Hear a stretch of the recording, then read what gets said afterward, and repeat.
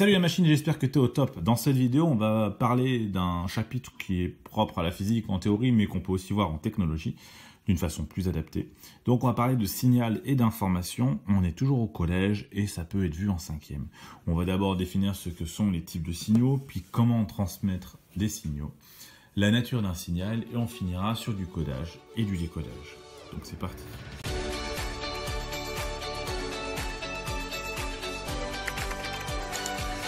Donc, signal et information, il est d'abord nécessaire de déterminer quels sont les types de signaux. Alors, il existe, pas naturellement, mais presque, différents types de signaux. Alors, on va en lister que 4, mais il y en a d'autres. On va les citer rapidement. Donc, les 4 principaux à connaître.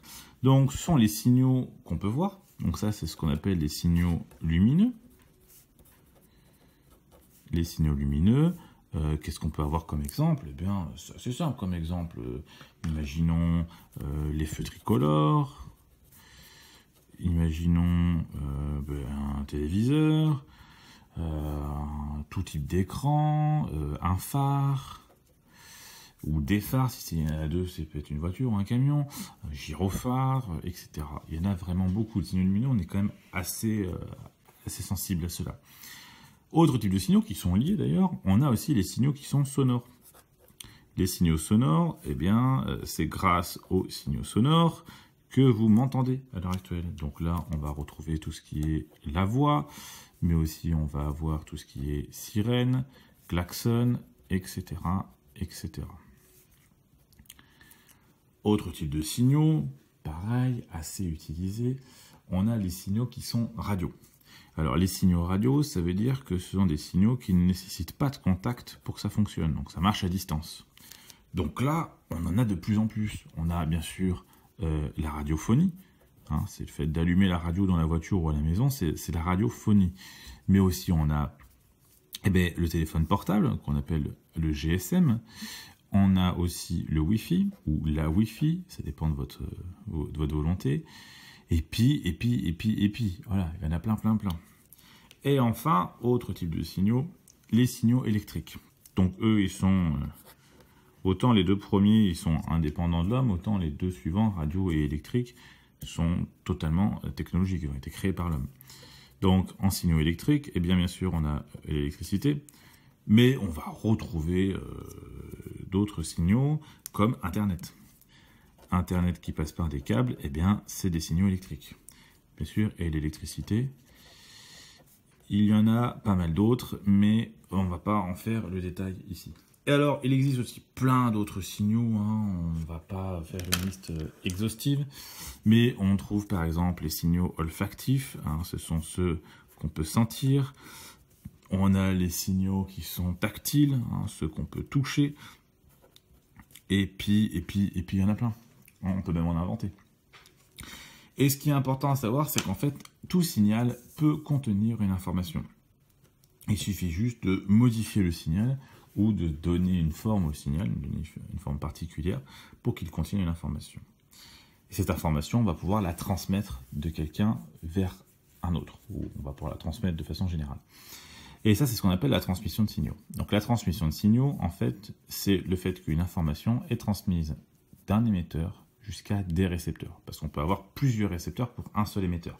Par exemple, je suis l'émetteur de cette vidéo-là, tandis que vous êtes potentiellement plusieurs récepteurs. Donc, on va faire pour ça, pour mieux comprendre, c'est un schéma qui est assez simple à faire, c'est ce qu'on appelle une chaîne d'information. Cette chaîne d'information nous met d'abord l'émetteur d'un côté. Donc, émetteur, il y a 2 T, hein.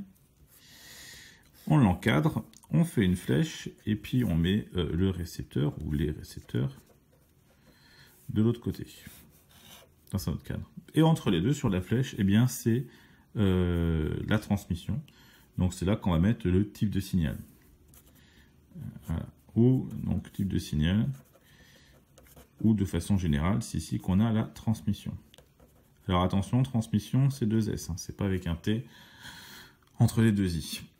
Voilà pour la transmission de signaux, et en fait il existe donc 2 façons de transmettre les signaux, c'est ce qu'on appelle les modes de transmission. Et ces 2 modes sont assez évidents, hein. Le premier mode de transmission, c'est le mode qui passe par des fils, donc c'est ce qu'on appelle la transmission filaire. Cette transmission filaire, on la retrouve à partir du moment où on fait intervenir un câble. Donc on a, eh bien, on en a parlé tout à l'heure, l'électricité, Internet, mais aussi la fibre optique par exemple. Et puis le contraire de filaire, eh bien, c'est non filaire ou sans fil. Donc c'est ce qu'on appelle la transmission sans fil. Celle-ci n'a pas besoin de fil. Hop là, voilà, j'ai failli faire l'erreur. Transmission sans fil. Et donc là, comme il n'y a pas besoin de fil, eh bien, on retrouve la voix, on retrouve la lumière de façon générale, on retrouve le Wi-Fi, on retrouve le téléphone, etc. Alors, téléphone portable, bien sûr, parce que le téléphone fixe, c'est de la transmission filaire. Et ainsi de suite. Donc, c'est deux modes de transmission. Filaire, s'il y a un fil, un câble, et sans fil, s'il n'y en a pas. Ce signal, donc, on va pouvoir en étudier sa nature, puisque, suivant s'il est filaire ou sans fil, il peut aussi être d'une façon ou d'une autre. Donc, la nature d'un signal, elle peut prendre deux différents noms. On a le signal analogique ou le signal numérique. Alors, je vous affiche les deux en même temps. Un signal analogique, c'est un signal qui est, comme indiqué sur le dessin, qui est une ligne continue. Donc, on a sa représentation qui est une courbe continue et qui contient, donc, du coup, énormément d'informations. On peut même dire qu'il contient une infinité d'informations, puisque chaque point correspond à une information et qu'une courbe, eh bien, ce sont juste plein de points qui sont collés les uns aux autres. Le signal analogique est donc analogue au signal d'origine.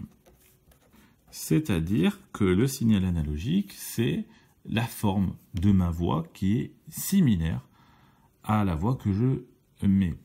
La voix que vous recevoir va passer par des câbles et tout ça, va être transmise par des enceintes, et ça sera un signal qui sera analogue à celui que j'ai moi-même émis.